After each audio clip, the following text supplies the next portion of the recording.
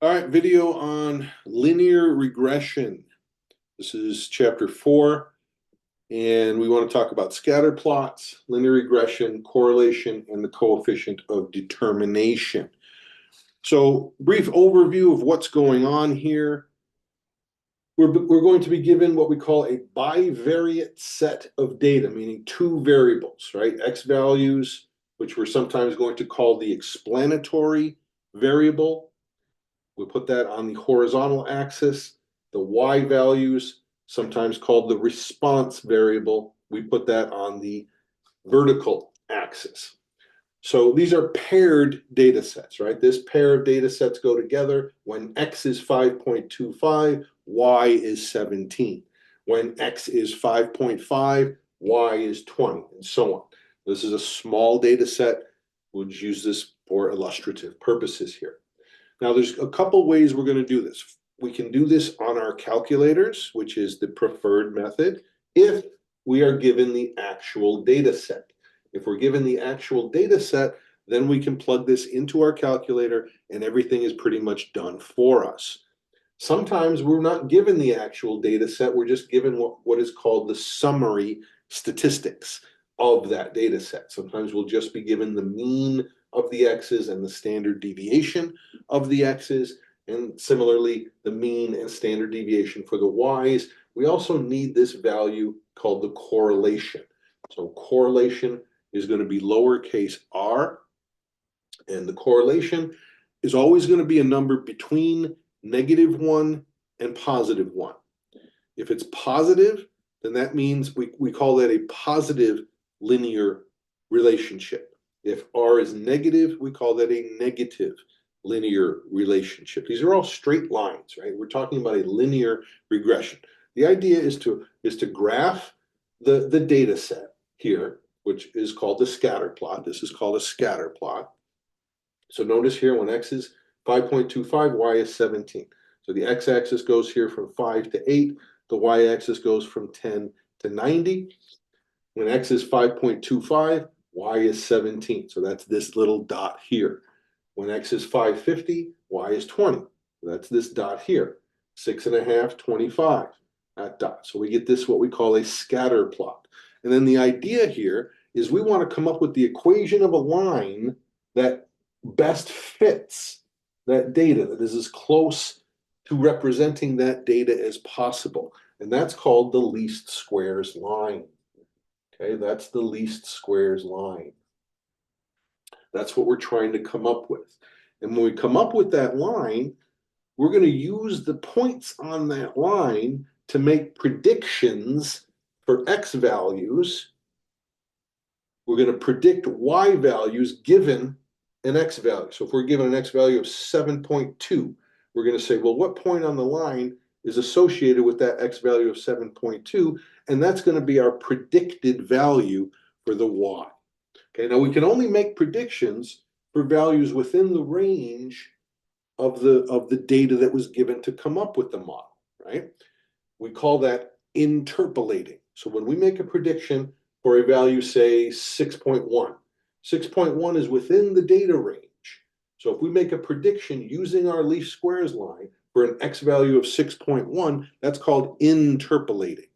If we tried to make a prediction for 22, for an x value of 22, that's not in the range of the values that we use to come up with the equation. That would be called extrapolating. We don't want to extrapolate. Extrapolation is bad. Okay, this is a negative thing. If you try to make a prediction for a value of x that's not in the range of values that we use to come up with the equation, then our prediction is not going to be worthwhile. It's not going to be reliable. It's called extrapolating. So you don't want to extrapolate. Do not make predictions for explanatory variables, whatever the letter is, usually x's and y's to begin, can be any letter, but the explanatory variable, trying to explain the response variable. Okay, so first we'll look at how to do this by hand, and then I'll show you how to do it in the calculator. So let's pretend that we don't have the data set, we just have the mean and the standard deviation of the x's, we have the mean and the standard deviation of the y's, and we have the correlation. Okay, now just to kind of show you why you need a calculator. If you didn't have a calculator, this is the formula you would have to use to find the correlation. Looks like a lot of fun, huh? Certainly it's possible, but again, this is why you really, really, really need to have a calculator with a statistical package to do this work correctly. Okay, otherwise, good luck with this. But this is the formula for correlation. Now, R squared, this value squared, is called the coefficient of determination. And what that tells you is the percentage of variation in the response that can be explained by the variation in the explanatory variables. So this gives you kind of an idea of how reliable your model is. Now, just since we've got this here, I just want to show you what the different values of R relate to, right? So remember we said the value of R is always going to be a number between +1 and -1, right? If it's less than 0, then we're going to have what we call a negative correlation, right? Where X grows, these are X values and Y values. As X increases, Y decreases. So our line would have a negative slope, and we call that a negative correlation. R is less than 0.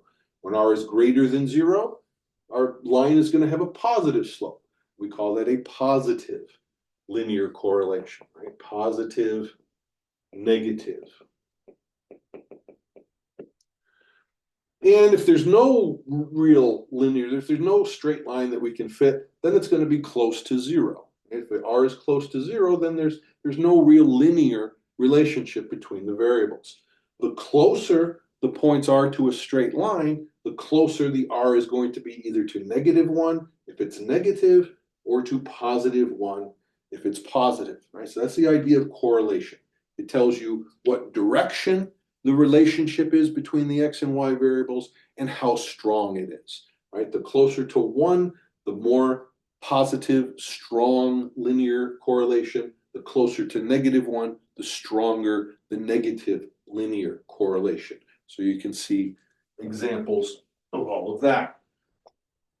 All right, so back to calculating our least squares line. We want to come up with the equation for the least squares line. So again, we're given the mean and the standard deviation and the correlation in this case. We want to come up with this line. Okay, this is called the least squares line. And the y with a little caret top on top, we call this y hat. And this means the predicted value for y. We're coming up with a predicted value of y given a value of x. So hopefully you remember this equation from algebra, the slope-intercept formula. This would be the slope, A would be the slope, and B would be the y-intercept of that line. Remember, y equals mx plus b in algebra. We're using A for the slope and B for the y-intercept. Now also on your calculator, you have another option where it's A plus bx. You just have to keep track of which one is the slope and which one is the y-intercept, right? The variable in front of the x is going to be the slope, and the variable sitting out here is going to be the y-intercept, as opposed to if you see this, A plus bx, you'll have this option on your calculator. Here, B is the slope, and A is the y-intercept. I'm going to try to stick to this one for consistency, but don't be confused when you see this on your calculator. It's the same idea, it's just the A and B are switched between here and here. Here, B is the slope, here, A is the slope. Here, A is the y-intercept, here, B is the y-intercept. We're going to use this one for now, okay? All right, so we want to come up with the slope and the y-intercept and form that equation. So here are the formulas for those. This is the slope of our line, and this is the y-intercept of our line. So you got to do the slope first because you need the slope in the form for the y-intercept. So you come up with the slope first. It's just the ratio of the standard deviations, which will be given, times the correlation, which will be given in this case also. So we form that slope. Here's the correlation. Here is the y standard deviation divided by the x standard deviation. We come up with the slope of our least squares line of 25.9. We need that to put into this equation to come up with the y-intercept. So the y-intercept is the mean of the y's minus that a value that we just found times the mean of the x's. Okay, we calculate that number and we come up with our y-intercept. Now we have the equation of that least squares line, of this line that we drew on the graph. This is the equation of that line. Slope is 25.9, y-intercept is negative 126.77. Now we can use this equation to make predictions for any x value within the range of the given x values that we used to find the equation. So anything between 5.25 and 7.5, we can make a prediction for what the y value will be using that line that we just came up with the equation for. So just as an example, we put 6 into this equation for x, 25.9 times x minus 126.7, and we get our predicted value for y of 28.63. Okay, so that's how you do this if you're not given the actual data set and you're only given the summary statistics. Summary statistics and the correlation, you can come up with the equation of the least squares line, finding the slope, finding the y-intercept, putting that into the equation, coming up with the equation of that line, our predicted values of y, given values of x, and then we can make predictions for any x value within the range of the given values. Now let me show you how simple this is when we just do it on our calculators. Go back to our calculator. And let's see here, where are we? Here we go. Turn this baby on. And we're going to go to our stat menu, edit, and let's see, I got to clear these. So we go up to the top, we clear, we come back down, it's empty. So we're going to put the x values in, 5.25, 5.5, 6.5, 6.75, and 7.5. And then we go to the second list and we put in the y values of 17 and 20 and 25 and 35 and 85. I think that 85 is a bit of an outlier, but we'll deal with it. So now we got our lists in. X values in list 1, Y values in list 2. So we go to our stat menu, we move over to calculate using our arrows. And now notice, again, I'm going to use this one, AX plus B. Notice there's a second one here, A plus BX. Same idea, just switching. Here the slope is A, the y-intercept is B. Here the slope is B, and the y-intercept is A. I'm going to try to use this one consistently. But again, just realize those are the same functions, just a different order for the equation. So I'm going to go down to this one, hit enter. I want the explanatory variable first. The X list is going to be the explanatory variables, and the Y list is going to be the response variables. So that's as it is. We don't care about frequency. We don't care about this. We just go down to calculate, and we hit our value. Now notice here, R does not show up.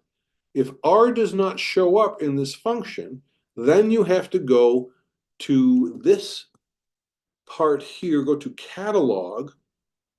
So second function, 0, the catalog button, and you want to turn your diagnostics on. So go to second catalog, and you can either just use the arrows to go down to diagnostics, or you can say alpha D, and usually will get you down Alpha D gets you down to the D's. So either way, you go down to diagnostics. So diagnostic, notice here, diagnostic off, diagnostic on. We want to turn it on. So we use our arrow to get to diagnostic on.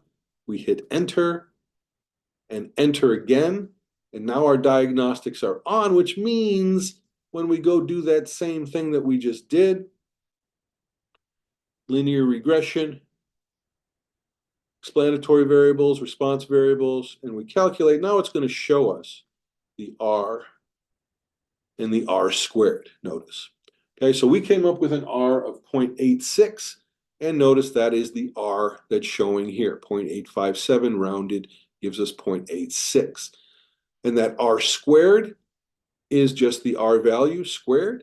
So this tells us that approximately 73.5% of the variation in the Y values can be explained by the variation in the X values. So we can see here a 0.86 is definitely a positive. R is positive, so it's a positive linear correlation. Pretty strong. We usually say very strong after 0.9, but we can say fairly strong here, 85, 86 correlation, and 73.5% for an R squared. Now we can also draw our little scatter diagram and the line on the same graph. So let me show you how to do that. So first go to this y equals, and we're going to put the equation of the least squares line in here. So we came up with the equation of the least squares line. Again, if we go back to that stat, let me just show it to you.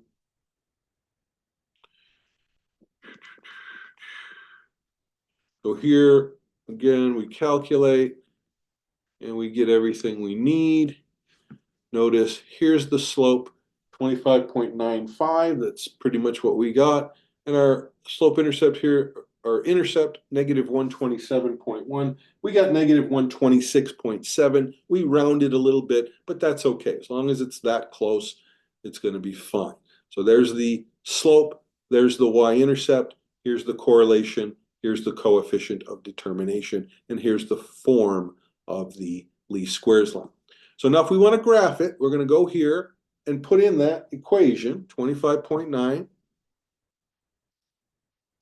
times x, this is our x variable button, minus 126.77. We'll use the one we just came up with on the board. Again, we could use the one in the formula also.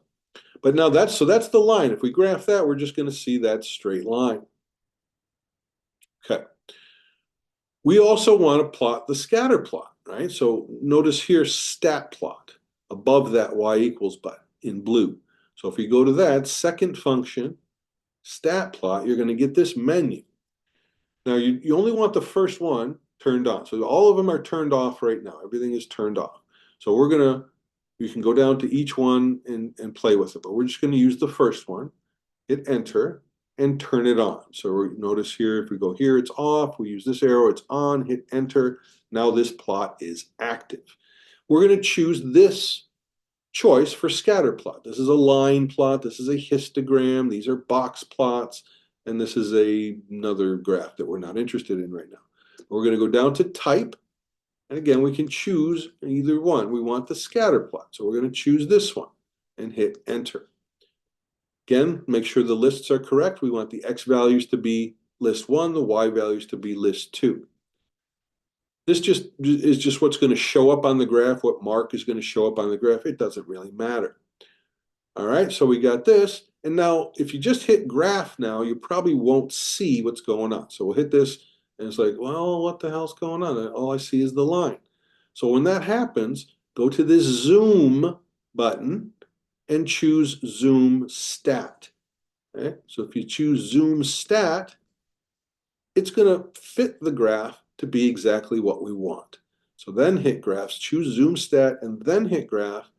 Now we're going to get, hopefully, thought we would. Zoom. Oh, I think you got to hit enter. Okay, so you got to hit zoom stat, enter, then it will give you what we drew on the board, right? There's the scatter plot, the marks, and there's our line going through them. So that's pretty much what we drew over here. Okay? That's the graph that we drew by hand over here. Okay? And now we can make any prediction we want for any of those values within the range.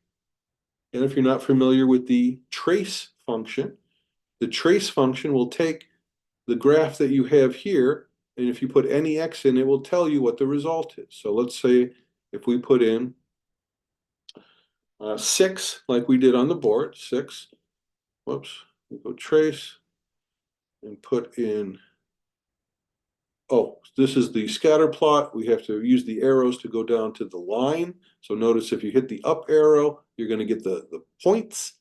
Okay, the scatter plot, we want the values on the line here. So if you hit down arrow, notice the highlight now is on the line. So if we hit 6 on the line, we should get our response of 28.63. We came up with exactly that, 28.63. And you can put any value for x in. Let's say 5.99. You're going to get the y value of 28.371 on that line. So this is the predicted value for y given an x value of 5.99. And that is pretty much linear regression. Okay, so 2 different ways to do it. If you have the actual data, you can plug it into lists. You can draw the graph. It will give you the slope and y-intercept of the least squares line, and then you can make predictions using that least squares line. If you are just given the summary statistics, then you're going to use these formulas to come up with the slope of the least squares line, the y-intercept of the least squares line, and you can come up with the equation that way. All right, you can come up with the equation that way using these equations to get to here and then make predictions. Again, if you're given the data itself, then the best thing to do is put it into lists in your calculator. You can draw the graph yourself. You can look at it, make sure everything's good. You get the R and the R squared. Make sure your diagnostics are turned on. And that's linear regression. It's really pretty simple, right? Two sets of data, one for each of 2 variables. You're trying to explain the responses in the y variable given the values of the x's. So you come up with a scatter plot, you draw a best fit line, you come up with the equation of that line, you make predictions using that line. R, again, tells you if the relationship is positive or negative. R squared tells you how strong your relationship is and how reliable your predictions are going to be. You want this number to be at least over 75, 80% to be confident in your predictions. R values, positive and negative. R squared is always going to be a positive number because we're squaring the R value. All right, so that is scatter plots, linear regression, correlation, and coefficient of determination. Good stuff.